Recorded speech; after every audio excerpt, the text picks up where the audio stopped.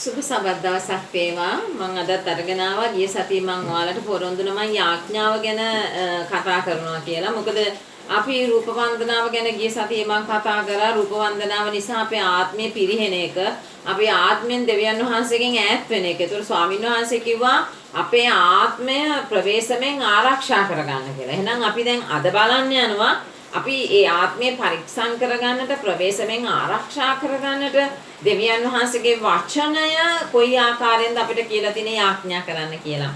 ස්වාමින් වහන්සේ කිව්වා අපිට යාඥා කරන විදිය කියනවා. යාඥාව කියන්නේ මොකක්ද? අපි කියලා බලන්න යනවා. පෙරලා ගන්න මතයතුමාගේ සුභාරංචිය 6 වෙනි පරිච්ඡේදයේ 19 ඉඳලා 21 අපි ඉස්සරලම කියමු. පොළවේ නුඹලාට වස්තුව රැස් කර නොතපල්ලා. එහිදී කාවෝද මලකටද ඒවා නාස්ති කරති. සොරුද උමන් කැන සොරා ගනිති. නමුත් ස්වර්ගයේ නුඹලාට වස්තු රැස් කර තබා ගනිල්ලා. එහිදී කාවවත් මලකටවත් ඒවා නාස්ති නොකරති. සොරු උමන් කැන සොරා නොගනිති. මක්නිසාද නුඹේ වස්තුව යම් තැනකද නුඹේ සිතත් එතනමයි. දැන් අද ස්වාමින් වහන්සේ මම මේ පුංචි යාඥාවට එන්න කලින් පුංචි හැඳින්වීමක් කරන්නේ අද මොනවත්ද මිනිසයා ලොල් වෙලා ඉන්න ජීවිතේ. ගොඩාක්ම මිනිසයා ආස කරන්නේ සල්ලි වලට. ඒ කියන්නේ පොළවේ ජීවිතේට තමයි මිනිසයා ආස කරන්නේ. ඒගොල්ලෝ දන්නේ නැහැ, නොදන්න කමින් ඒගොල්ලෝ ගොඩක් දෙවියන් වහන්සේගේ වචනය නොදන්න කම නිසා ඒගොල්ලෝ සල්ලි වලට, ආශාවන්ට, හැඟීම් වලට ඒව පසුපස්ස යනවා. මොකද ඒගොල්ලෝ හිතනවා පොළව තමා අපේ ජීවිතයේ දෙන හොඳම තැන කියලා. නමුත් දෙවියන් වහන්සේම නෙමේ කියන්නේ. දෙවියන් වහන්සේ කියන මම්බලා පොළවේ වස්තුව රැස් කරනොත් තබල්ලා. ඒතර පොළවේ වස්තුව අපි රැස් කරන්න අපිට තණ්හාවක් එනවා, ආශාවක් එනවා. ස්වාමින් වහන්සේ අපිට මේ වෙලාවේ මට මතක් කරනවා අපේ ප්‍රධානම අවශ්‍යතාව මොනවාද? කෑම බීම, ඉඳුම් හිටුම්, ඇඳුම් පැළඳුම්. ඉතින් ඔය තුනට අපි ඇයි මෙච්චර සල්ලි අපි හොයන්නේ? ඉතින් අපේ සරලකම, අපේ ජීවිතේ සැහැල්ලුව, අපේ ජීවිතේ පවුලක තියෙන පවුලේ බැඳීම් මේ සියල්ලක්ම අපෙන් අහක් වෙලා ගිහිල්ලා තියෙන්නේ ඇයි?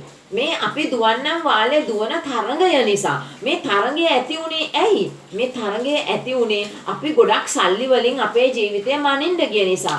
සල්ලිත් එක්ක අපේ ජීවිතය අපි ඉදිරියට ගමන් කරපු නිසා. අද මේ වෙනකොට මේ කොරෝනා වසංගතයත් එක්ක මිනිස්සු කොච්චර අතරමං වෙලා ඉන්නවද, අසරණ වෙලා ඉන්නවද? මොකද එයාලට දැන් ගත්තු ණය ගෙවා ගන්න බැරි වෙලා ඉන්නවා.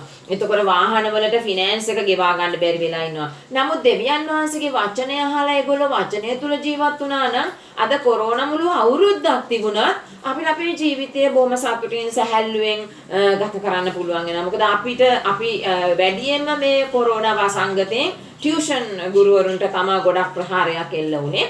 නමුත් මේ අවුරුද්දටම මාස 7ක් අපි රැකියාව නොකර ඉඳගෙන තියෙනවා. නමුත් දෙවියන් වහන්සේ කිසිම දෙයකින් අපිට අගහිඟයක් අඩුපාඩුවක් කරලා නැහැ. බැංකු පොත්වල කෝටි ගණන් නැතත් දෙවියන් වහන්සේ මහා පුදුමාකාර විදිහට අපේ ජීවිතේ ගෙන ගියා. ඒ අත්දැකීම අපි ළඟ තියෙනවා. ඒ නිසා මමත් ඔබට ආරාධනා කරන දෙවියන් වහන්සේගේ සමාජිකයෙක් වෙලා දෙවියන් වහන්සේ තුල යනකොට අපි කොහොමද අපේ ජීවිතේ හදාගන්නේ කියලා අපි එකින් එක පියවරෙන් පියවර අපි ලිහිල් කරගෙන යමු. ලිහාගෙන යමු මේ අපේ ජීවිතේ වැටලා තියෙන ගැට ටික. අපිට ප්‍රධානම කාරණාව රූප වන්දනාවනේ. රූප වන්දනාවෙන් අපිට අයින් වෙන්න බැරි කම ඉස්සෙල්ලා තියෙන්නේ. ලෝකයෙන් ප්‍රශ්න එනවා, පවුලෙන් ප්‍රශ්න එනවා, ලොකු පීඩාකාරී තත්ත්වයක් තියෙනවා රූප වන්දනාවෙන් අයින් වෙන්න ගියාම. එතකොට ඔබ තනි පුද්ගලයෙක් වශයෙන් වෙන්න වෙන. ඉතින් ඔය වගේ ගැටලු සහගත තැන් ඇති මමත් ඔබ වෙනුවෙන් යාඥා කරනවා. ඔබත් යාඥා කරන්න ඔබට හරි දේ හරි විදියට දෙවියන් වහන්සේ තුල පහදා ගන්නට ප්‍රඥාව ලැබෙන එක.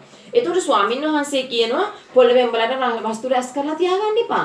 ඒවා හොරු ගන්නවා, මලකඩ කනවා, වේයෝ කනවා, කාවෝ කනවා. ඔබ වස්තුව රැස් කරනකොට ඔබේ සිතත් එතනමයි කියලා දෙවියන් වහන්සේ කියනවා. ඒතකොට අද ගොඩාක් මිනිස්සු සල්ලි හොයන්න මේ ආශා කරන්නේ රුපියලෙන් දෙකෙන් නෙමෙයි. රුපියල් 1000න් 2000න් ලක්ෂෙන් 2 ලක්ෂෙන් දසලක්ෂෙන් නෙමෙයි. මිලියන ට්‍රිලියන ගණන් තමයි අද මිනිස්සු කතා කරන්නේ. ඉතින් ඒතකොට මිනිස්සු හිතන එක ලොකු වටිනාකමක් කියලා, ඒ වගේම ලොකු වත්කමක් කියලා හිතනවා. නමුත් ඒගොල්ලෝ ඒ පසුපස හඹාගෙන යනකොට ඒකේ තමුන්ගේ ආත්මයට වෙන හානිය තමුන් කොච්චර නිෂ්ඵල ගමනකද යෙදෙන්නේ කියන එක මනුෂ්‍යයට අද අවබෝධ කරගන්න අමාරුයි. මොකද මේ පැත්තට ගියාට පස්සේ ආයෙ කෙනෙක්ව හරව ගන්න හරිම අමාරුයි. ඒ නිසා එතකොට මේ තාවකාලික ලෝකයකට තමයි අපි අතවන්නනේ. තාවකාලික ලෞකික ආශාවන් වලට, ලෞකික හැඟීම් වලට, ලෞකිකත්වයට තමයි අපි මේ අතවනමින් මේ ගමන අපි යන්නේ. එතකොට අපි මේ සල්ලි හොයාගත්තම අපිට ලොකු ජනප්‍රියත්වයක් හම්බ වෙනවා, ලොකු මාන්නයක් හම්බ වෙනවා, ලොකු උඩඟුකමක්, උද්දච්චකමක් හම්බ වෙනවා. අපිට වඩා කෙනෙක් නැහැ කියලා හිතනවා.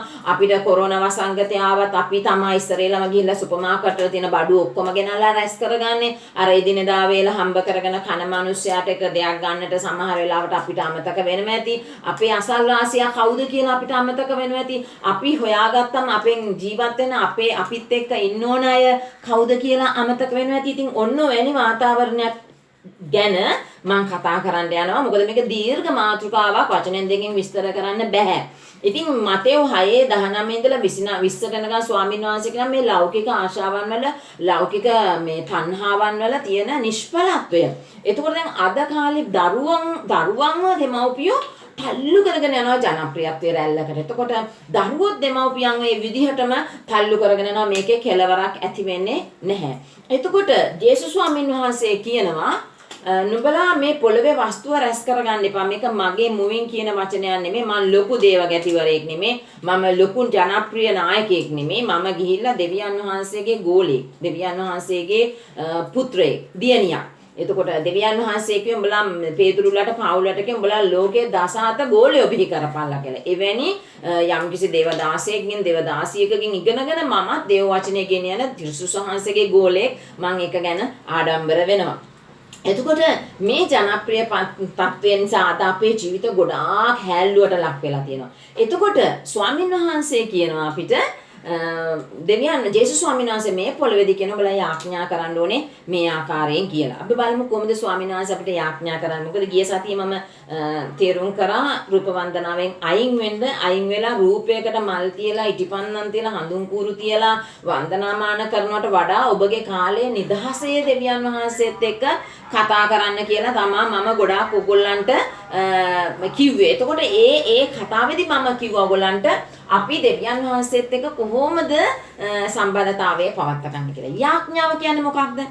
යාඥාව කියලා කියන්නේ අපි කතා කරනවා. දෙවියන් වහන්සේත් එක්ක කතා කරනවා. ඒතරෝ මට දැන් ඔයා එක්ක කතා කරන්න පුළුවන් වගේම දෙවියන් වහන්සේත් එක්කත් මට කතා කරන්න පුළුවන්. මගේ භාෂාවයකට අදාළ වෙන්නේ නැහැ.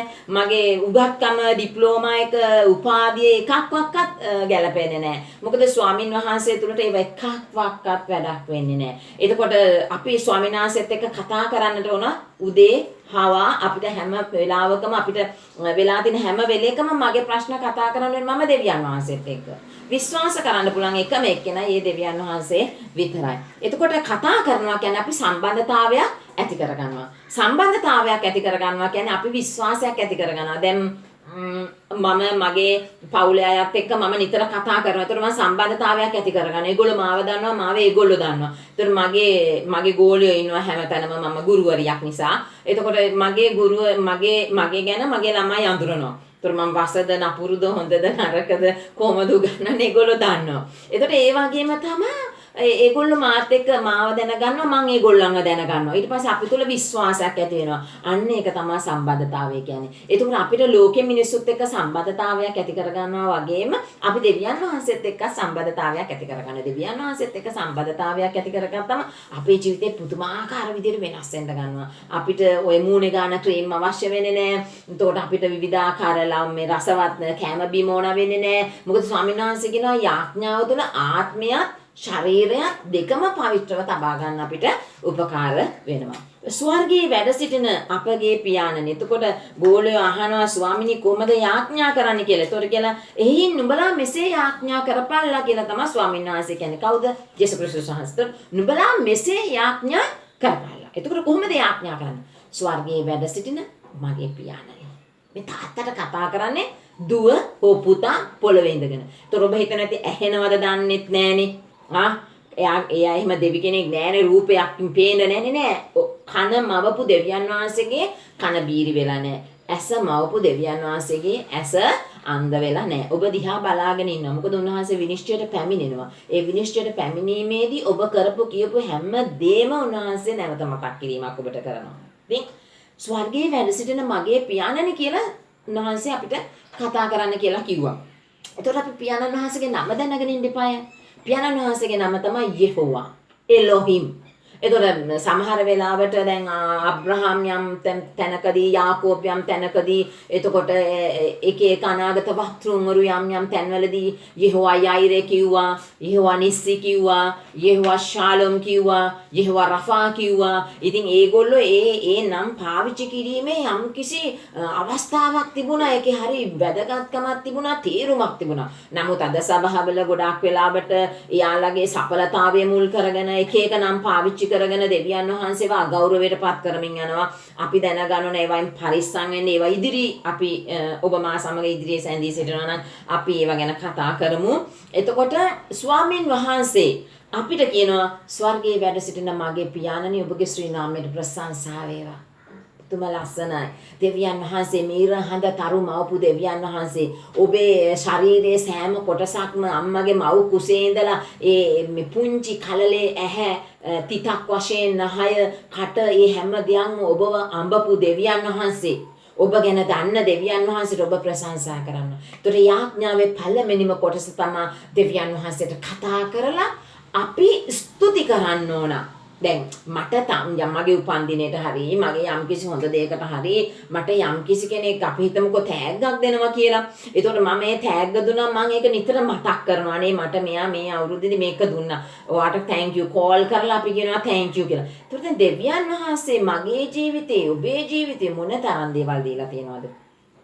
අපි කොටින්ම බලපුවම අපේ ශරීරයේ හිස සිට දෙපතුල් දක්වාම මොනතරම් වටිනා ඉන්ද්‍රියන් පද්ධතියක්ද තියෙන්නේ. එතකොට මේ ඉන්ද්‍රියන් සියල්ලන්ම ස්වාමීන් වහන්සේ ඊටා භයානක ලෙසත් ඊටා සෝභමාන ලෙසත් හදලා තියෙනවා. ඒතකොට අපි මේවා රැක ගැනීම අපේ යුතුයකමක්. ඒතකොට අපි ස්තුති කිරීමේදී අපි දෙවියන් වහන්සේට ස්තුති කරන්න ඔයා යාඥා කරනකොට ස්වර්ගයේ වැඩ සිටින මගේ දෙවි පියාණනි ඔබ වහන්සේගේ ශ්‍රී නාමයට ප්‍රශංසා වේවා. ස්තුති කරනවා. එහෙම කරලා ඔයා කියන වගේ දුණු ශරීරයේ හැම ඉන්ද්‍රියකටම ස්තුති කරන්න. ඒවයින් මං කොච්චර වැඩ ගන්නවද? මගේ අත් දෙකෙන් මං කොච්චර වැඩ කරනවද? මගේ කකුල් දෙකෙන් මං කොච්චර යනවද? මං කොච්චර වැඩ ප්‍රමාණයක් කරනවද? මගේ හાર્ට් එකේ කොච්චර ලස්සනට මේ රිද්මයකට ලේ ටික ගලාගෙන යනවාද? ඒක මට පේන්නේ නැහැ. ඔක්කොම වහලා තියෙන්නේ. නමුත් ස්වාමින් වහන්සේට පේනවා. ස්වාමින් වහන්සේක ආශිර්වාද කරන ඔබ උදෑසන නැගිටලා යාඥා කරනකොට ඔබට කිසි රෝගයක් නැහැ. කිසි වසංගතයක් නැහැ. මොකද ඔබ දෙවියන් වහන්සේගේ ධර්මයක් වෙනවා. දෙවියන් වහන්සේට ස්තුති කරලා දෙවියන් වහන්සේත් එක්ක යාඥා කරනකොට ඔබ ස්තුති කරන්න ඔබගේ හිස සිට දෙපතුල් දක්වාම එක එක ඉන්ද්‍රියන් මතක් කරලා ස්තුති කරන්න. ස්තුති කරන්න. අහස පොළව මැව්වට ස්තුති කරන්න. කුරුල්ලෝ ගහ කොළ සතා සිව්පා මැව්වට ස්තුති කරන්න. මාව ලෙඩ රෝග වලින් කරදර වලින් බේරලා මාව ගෙනාවට ස්තුති කරන්න. එතකොට මගේ නිින්ද මට නිින්දක් දීලා මාව පහවදා උදෑසනට මට ආලෝකය දකින්නට මගේ ඇස් දෙක නැවත විවෘත කරාට ස්තුති කරන්න. මෙහෙම දෙවියන් වහන්සේට ස්තුති කරනකොට ඔබ දෙවියන් වහන්සේට ලොකු සම්බන්ධතාවයක් ඇති කරගන්නවා. මගේ ජීවිතේ මට ලැබිච්ච හොඳම තෑග්ග මගේ ජීවිතේ දෙවියන් වහන්සේ දුන්නු. මාව අවුරුදු මෙච්චර ගාණක් මාව ජීවත් කරවා දෙවියන් වහන්සේ. එතකොට ඔබ දැනගන්න ඔබගේ ශරීරයට ඔබ ස්තුති කරනකොට දෙවියන් වහන්සේ ඔබ ගැන ඊටාමන්ම සන්තෝෂ වෙන්න යනවා. ඔබත් දෙවියන් වහන්සේත් අතර එතකොට සම්බන්ධතාවයක් තියෙනවා. මොකද අපි නිතරම කෘතගුණ වෙන්න ඕන. ස්වාමින් වහන්සේට අපි ස්තුති කරන්න ඕන. සතෙක්ව දැක්කත් එයාගේ තියෙන මේ පාට කවදාකවත් වෙන තැනකින් අපිට බලා ගන්න බෑ, දැක ගන්න හම්බ වෙන්නේ නැහැ. එතකොට මේ පාටවල ලස්සන ස්වභාවය මේක කොච්චර මේ පුදුමාකාරද? ඔබ උදෑසන නැගිටලා ඔබ නිස්කලංකව නිදහස් තැනකට ගිහිල්ලා ඔබ යාඥා කරන්න හිත එකඟ කරගන්න ස්වාමිනී මම ඔබ වහන්සේත් එක්ක කතා කරන්නට ආවා. ඔබ වහන්සේගේ දාසිය මම ස්වාමිනී මගේ දවසේදී මම ඔබට ස්තුති කරනවා මෙහෙම කියලා ඔබ ස්තුති කරන්න. ඒ ස්තුතියත් එක්කම ඔබගේ ජීවිතේ පුදුමාකාර වෙනස්කම් ඇති වෙන්න යනවා. මොකද මේ යාඥාව කියන එක මේ ස්වර්ගයේ වැඩ සිටින මගේ පියාණනි ඔබගේ ශ්‍රී නාමයට ප්‍රශංසා වේවා කියලා තියෙන්නේ ස්වාමින් වහන්සේ යාඥා කරන ආකාරය උගන්ලා දෙනවා. ඒතර මේකේ යාඥාවේ තව කොටස් දෙකක් තුනක් තියෙනවා. අපි ඒකත් හිමින් අපි මේ තේරුම් කරගන්න යනවා. එතකොට ඔබට දැනෙයි ඔබ කොච්චර වැරදි ගමනකද ගියේ. ඔබ කොච්චර වැරදි තැනකද ඔබ ජීවත් වුනේ. එතකොට ස්වාමින් වහන්සේගේ මේ ස්වාමීන් වහන්සේ යාඥා කරන්න කියලා තියෙන කොයි ආකාරයකද මම යාඥා කරලා තියෙන කොයි ආකාරයකද මගේ ජීවිතේ කොච්චර වල්මත් වෙලා තිබුණාද කියලා ඔබට දැනගන්න පුළුවන්. ඒ නිසා අපි යාඥාවේ පළවෙනි කොටස අද කතා කරන්නේ මොනවද? ස්වාමීන් වහන්සේගේ නාමයට ස්තුති ප්‍රශංසා කරලා ස්වාමීන් වහන්සේගේ නාමයට ගෞරව කරලා අපි යාඥා කරන්න ඕන. සම්බන්ධතාවය ගොඩනගා ගැනීම, ස්වාමීන් වහන්සේ තුල විශ්වාසය අයිති කර ගැනීම. ඒ විශ්වාසය අයිති කරගත්තම ස්වාමීන් වහන්සේ අපිට ලොකු බලාපොරොත්තුවේ පණිවිඩයක් දෙනවා. අපි එතනින්ම යමු මාතේතුමාගේ සුභාරංචියේ 16 වෙනි පරිච්ඡේදයේ 26 ඉඳලා 28ට. යම් මිනිසෙක් මුළු ලෝකේ ලබාගත් තමාගේ ජීවිතේ නැති වුණොත් ඔහුට මොන ලාභයක්ද? නොහොත් මිනිසෙක් තමාගේ ජීවිතේ වෙනුවට දෙන්නේ කුමක්ද? මං නිසාද මනුෂ්‍ය පුත්‍රයා තමන් පියාණන් වහන්සේගේ තේජසින් යුක්තව තමන් දූතයන් සමග එන්නේ. එහෙනම් ජේසුස් ස්වාමීන් වහන්සේගේ පැමිණීම බොහොම ළඟයි. අපි තවත් බොරුවට වංචාවට අහු වෙලා ඉන්න ඕනේ නැහැ. එහෙනම් ඔබට පුළුවන් හෙට දවසේ ඉඳලා උදෑසන ඔබ නැගිටින්න පුරුදු වෙලා ඉන්නේ පාන්දර 6ටද 7ටද 8ටද. ඔබ පැයක් කලින් නැගිටින්න. පැයක් කලින් නැගිටලා ඔබ වතුර වීදුරුවක් පානය කරනවා නම් පානය කරලා ඇවිල්ලා නිස්කලංකව ඉඳගෙන ඔබ දෙවියන් වහන්සේට ස්තුති කරමින් දවස පටන් ගන්න. ඔබ ගොඩක් ජීවිතයේ ඔබගේ ජීවිතේ මෙච්චර කාලයකට නොලැබිච්ච ගොඩාක් දේවල් ඔබ අත්විඳින්න යනවා. ඔබ උදෑසන නැගිටලා S2 වහගෙන ඔබ තනියම ඉන්න පුළුවන් තැනකට ගිහිල්ලා ජේසුත් එක්ක කතා කරන්න. ජේසුනි ඔයාට ස්තුතියි. මාව අද උදෑසනට මාව අවදි කරාට ස්තුතියි. ජේසුනි ඔයා මාත් එක්ක ඉන්නවා කියලා මට දැනෙනවා. ජේසුනි මම ඔයාට ආදරෙයි. ජේසුනි මේ ලෝකේ මැව්වට ස්තුතියි. මේ කුරුල්ලන්ගේ නාදය ඇහෙනවට මට ඔබ වහන්සේ මේ කන් දෙක දීලා තිනවා. මේ කුරුල්ලන්ගේ නාදය ඇහෙනවා. විවිධ කුරුල්ලෝ විවිධ හඬවල් වලින් සින්දු කියන උදෑසන කාලේ නැගිටගෙන උන් ඔක්කොම දෙවියන් වහන්සේට ප්‍රශංසා කරනවා. ඒත් මිනිස්සු ඇඳේ නිදි තාම. ඒක නැති කරලා ඔබ නැගිටින්න. ඔබ නැගිටලා දෙවියන් වහන්සේට කතා කරන්න, යාඥා කරන්න, ස්තුති කරන්න. ස්වාමිනී මේ විවිධ හඬවල් වලින් කුරුල්ලෝ ගීත ගායනා කරන ඔබට ස්තුතියි. ස්වාමිනී මේ ලස්සන සීත සුළං හඹාගෙන යනවා. ස්වාමිනී මගේ ඇඟට ඒක දැනෙනවා. ඔබට ස්තුතියි. විශ්වය මවා පාලනය කරන විශ්ව ස්වාමියාණනි ඔබට ස්තුතියි කියලා දවස ආරම්භ කරන්න. මේ යාඥාවේ ඉතුරු පියවරවල් ටික මං ඊළඟ දේශනාවලදී ඔබත් එක්ක කතා කරන්න යනවා. ඔබට ජේසුස් පිහිටයි. සුබ දවසක්.